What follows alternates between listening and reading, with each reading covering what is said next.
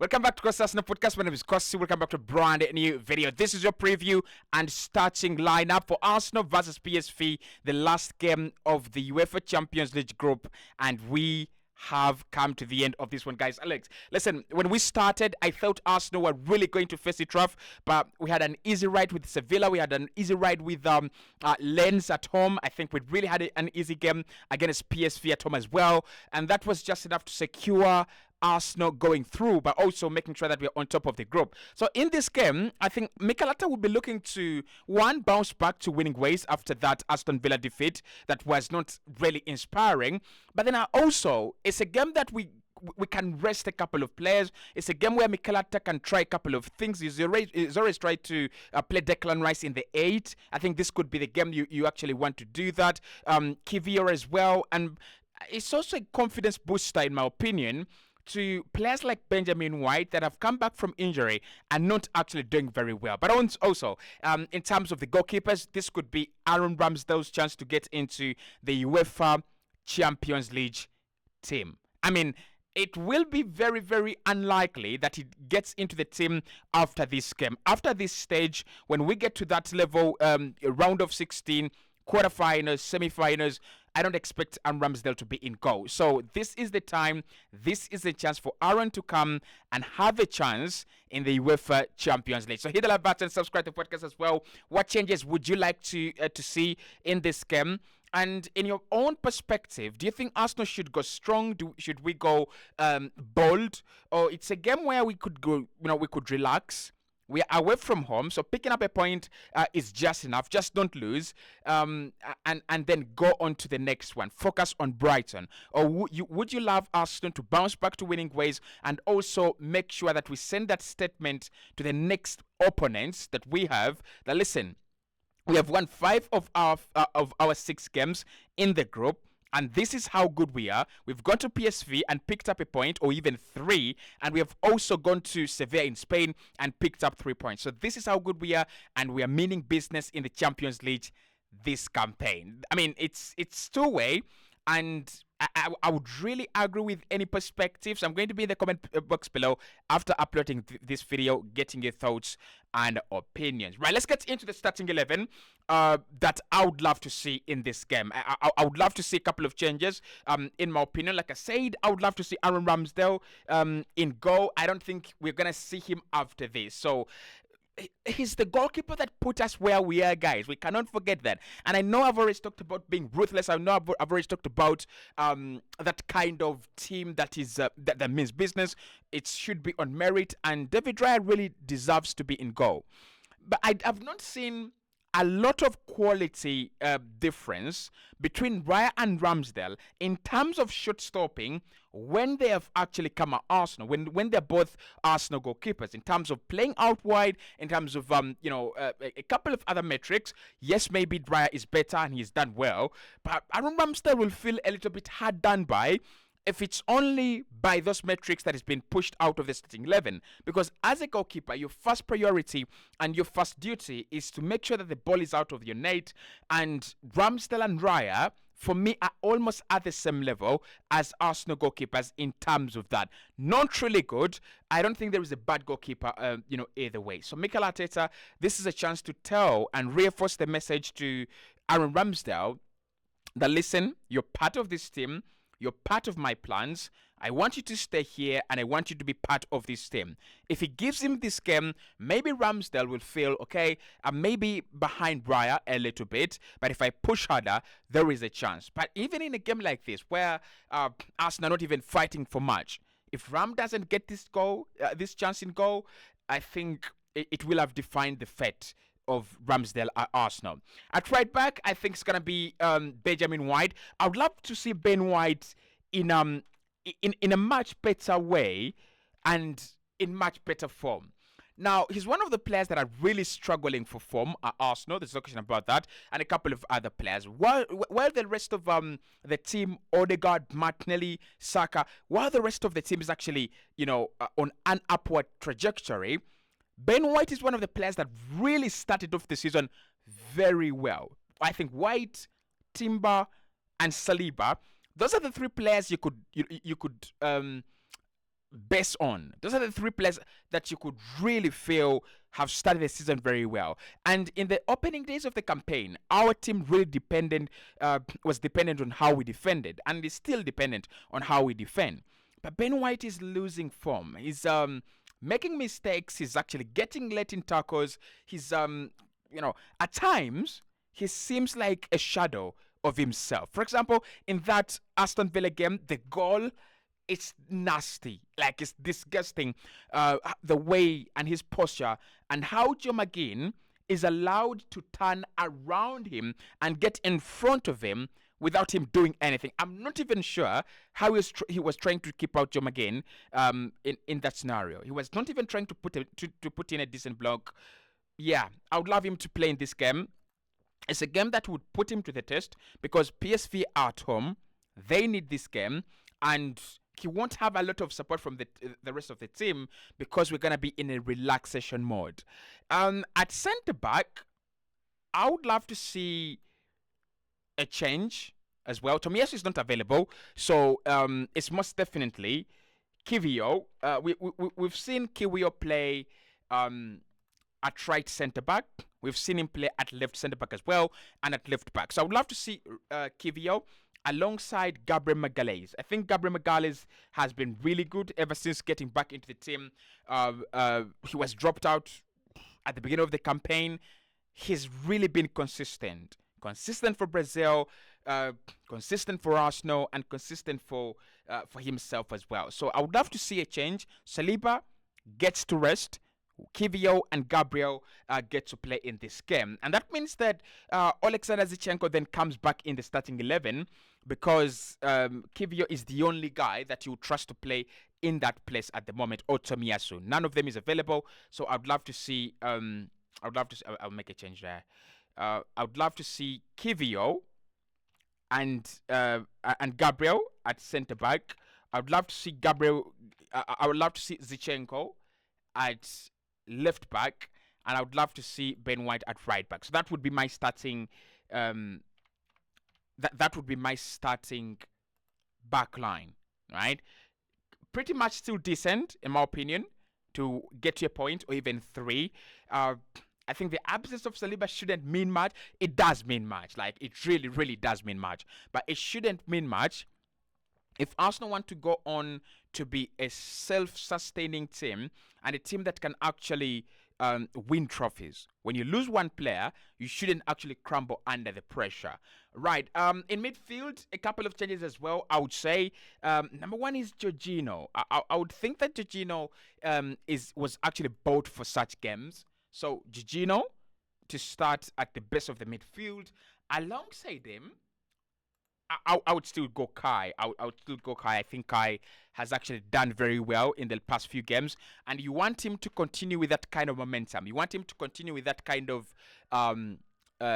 consistency. You don't want to break his to break his continuity. I think we will not have an international break until later on in July, actually in January. So Kai needs to continue playing, scoring goals, and getting involved in these games. I would rotate Martin Odegaard if we had an option, but Fabio Vieira is not available. However, Emile Smith-Rowe is there. So let us play Emile Smith-Rowe. And yeah, it's kind of harsh for him to come back to a team, and then he plays, and then he plays right away in the number 10 where he's not actually very, very fond to play. But I would still want to see Emile Smith-Rowe. I would love to see Emile Smith-Rowe playing in this a part in this midfield. So Havertz, Smith-Rowe, and Jorginho, not the best midfield to take to PSV, not the best midfield to take to a team that has not lost a game in a while. But I would still want to see Emile Smith-Rowe, Jorginho, and Kai Havertz. Odegaard gets some time to rest because we have Brighton over the weekend. Leandro Trossard is struggling for form as well ever since he picked up that slight injury that actually didn't last long. I don't think he's been himself. So Leandro Trossard should be starting in this game. Like, no questions. He should be starting in this game. And I would love him to start alongside Saka. Why I've gone with Saka and not Reece Nelson? I think Saka is one of those players that's really picking up numbers. He's not he's not, in this heavy form, but he's picking up decent numbers, assisting and scoring goals. Again, in the Champions League, we will need a player like that. We will need a player who has something to compete for. And I think Saka has something to compete for, that is goal involvement. He's actually really, really doing very well in the Champions League, just like Gabriel Jesus. So I would love to see Gabriel Jesus up top instead of Eddie Nketiah. Jesus has scored in every game he's played in for us in the Champions League this campaign. That is how fascinating he has actually been, and how fascinating his campaign has been in the UEFA Champions League. He scored at home against Lens. He scored away against Lens. He scored at PSV at home, and he scored in Sevilla, both home and away. Can you believe it? Like, can you actually believe it? That is how good he has actually been. And his run in the Champions League has been, impeccable. Like, really, really impeccable. Assisting, just good. He's been really, really good in the Champions League. So I would love him to continue with his run. So that would be my starting 11. Now, my overall opinion on this game is easy. We do what we need to do, and then the result comes out either our way or against us. I don't think it's a game where we're going for result. I think we should do what we need to do. If I'm Mikel Arteta, I'm trying out things in this game. I'm trying out Kai Havertz in the 10. I'm trying out Jorginho as a single pivot. I'm trying out Kai Havertz as a number 8. I'm trying out... It's a game where we can experiment. It's a game where we can actually go and... try out a couple of things, because even if you lost this game by 100 goals to nil, it doesn't matter. Even if you lost this game by 1,000 goals to nil, it really doesn't matter. We are through, and we're waiting for FC Barcelona on the next round. That is the opponent I want, FC Barcelona. Can you believe it? Right? But anyway, guys, so that's what I think. It's a game where we can see some beautiful football from Arsenal. It's a game where we can see, some free license, players shooting outside the penalty area, Kai Havertz roaming into different spaces as compared to what we have seen, and maybe Leandro Trossard as well, trying those crazy shots outside the penalty area. I want to see something different, something relaxed, but something very, very enjoyable. And I think many Arsenal fans really, really do want to see the same thing. The Champions League has not been bad for us. It hasn't been bad for us, right? But PSV away is not going to be an easy game.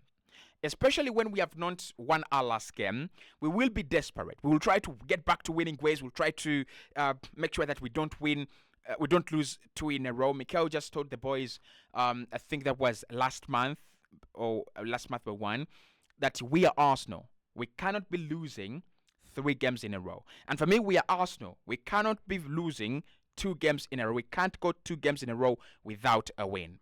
But it just seems like this is it. This is one of them times where you know you're not going to win. For example, at Aston Villa, I knew we were not going to win. I really felt it. In this game, I'm going to tell you right about now, Arsenal will not win, will not beat PSV at home. PSV want it more than we do. They need it more than we do. And we have more at stake at the moment and more to protect. So listen to this. You have Tomiyasu injured.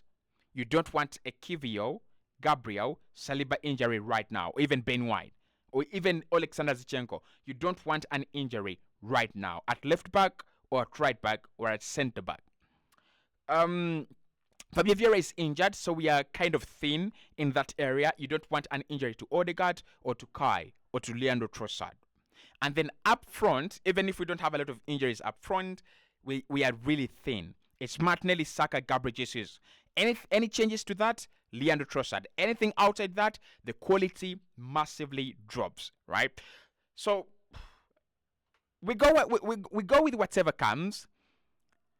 My prediction in this one, I think PSV will win 2-1 or 3-1. Yeah, 2-1, 3-1. It's a game that I expect them to bring out whatever good culture, whatever good football education they have received over the past couple of years, months, and weeks. They have implemented it well in the Dutch Eredivisie. They need a point to be safe and stay in the Champions League. I think PSV will stay in the Champions League. I think PSV will be second. And for them to do that, they've got to draw against Arsenal or win. So I'm going to go with the PSV win. PSV 2-1, 3-1.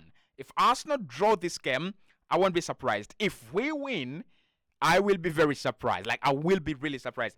It would put us in a very confident position as we go into the next round. Because we can't get Bayern. They are leading their group. We can't get Madrid either. I don't think we will get Barcelona. Barcelona need a point, just 1 point, to top their group. We can't get Atletico Madrid as well. So that means that the major giants in Europe, you have the likes of Man City that we can't play at the moment.